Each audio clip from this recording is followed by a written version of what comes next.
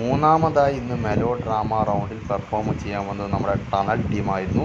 അതായത് നമ്മുടെ ജാസ്മിൻ, ശ്രീരേഖ, അൻസിബ തുടങ്ങിയവരുടെ ടീം അസാധ്യ പ്രകടനം തന്നെയായിരുന്നു. എടുത്തു പറയേണ്ടത് നമ്മുടെ ശ്രീരേഖയുടെയും അതുപോലെ തന്നെ അൻസിബയുടെയും പ്രകടനമാണ്. ശ്രീരേഖ ഗബ്രിയായിട്ട് അങ്ങോട്ട് ജീവിക്കുകയായിരുന്നു. ഗബ്രിയെ തേച്ചൊട്ടിച്ചു ശ്രീരേഖ.